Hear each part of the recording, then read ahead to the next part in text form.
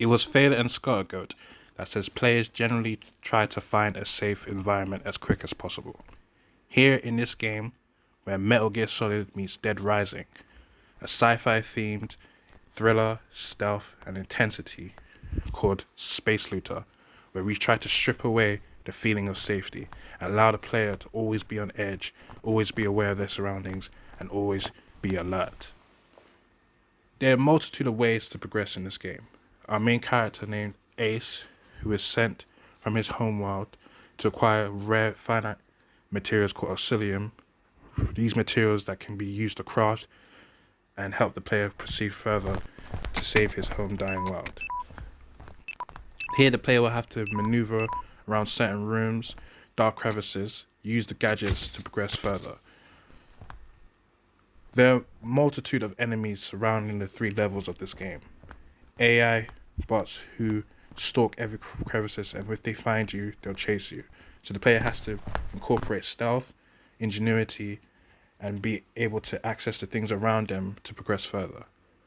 I mentioned mini games before that unlock certain materials, and these materials will be used for the crafting system. Here in the inventory, you see all the things available and the multitude of mini games that range from button mashing, circuit connect, and timing of the button to acquire certain rare materials. This game allows a multitude of ways to progress further, but we're not as forgiving as allowing the player multitude chances to progress. For certain items can only be used once one playthrough, so the player will have to really think, maneuver, judge where the AI's movement is, and time when they want to use the certain items, because they only usually get one chance. Throughout this level, it's split into different rooms and different ways of being able to access and get access to certain materials. Each room houses certain materials. For instance, the medic room, got tech room, sleeping quarters. So the player will have to get used to their surroundings and find out where things are to get access to rare materials and gadgets such as the X-ray goggles that allow the dark to be seen and to zoom in to scout your surroundings. In the dark rooms, there are valuable items to be found, so the player will have to utilize the gadgets around them to navigate.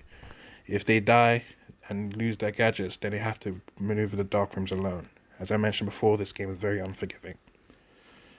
Being able to access to these gadgets are very important because there are a multitude of different gadgets. For instance, the grenade, the fast sneakers, all these be able to access once the player gets a hold of certain materials and crafting.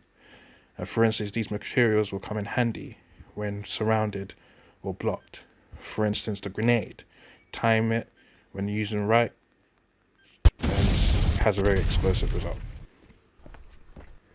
The player will be able to stun enemies using certain gadgets.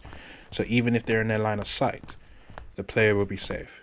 For instance, this flashlight has another feature called the stun light, where even when you're in the line of sight, they won't be able to catch you for a few seconds. Or the dummy, which confuses enemy AI. As I mentioned before, all these materials will come in handy as you'll be able to maneuver around the game, to scour the dark rooms to find rare materials, and also to find your way out of the ship and to power your homeworld. But be careful, as I mentioned before, the ship is scouring with AI, and the AI are relentless. If they find you, then it's game over.